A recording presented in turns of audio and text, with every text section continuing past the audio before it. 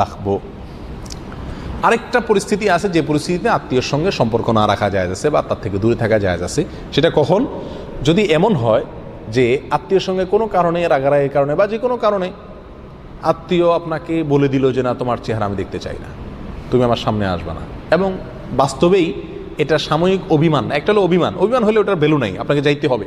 যদি এমন হয় যে না, সে সত্যি সত্যি আপনাকে দেখলে অনেক মনে কষ্ট পায়, আঘাত পায়, অথবা আপনি কথা বললে তার মেজাজ গরম হয়, আরও সম্পর্ক নষ্ট হয়ে যাবে এরকম মনে হয়, তাহলে সেক্ষেত্রে তার সঙ্গে দেখা করতে গিয়ে বা তার সাথে কথা বলতে গিয়ে যদি তাকে কষ্ট দেওয়া হয় এবং এই কষ্টটা আস্তে আস্তে বাড়বে এরকম মনে হয় এবং পরিস্থিতি খারাপের দিকে যাবে মনে হয়, তাহলে স্বাভাবিক হওয়া পর্যন্ত তার সঙ্গে দূরত্ব রাখা কি আছে?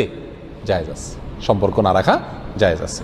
তবে এখানে পরিমাপগুলোরও করতে হবে একেবারে ইনসাফের সাথে, যথাযথভাবে। অনেক সময় এরকম মুখের উপরে রাগ করে বলে দেয়,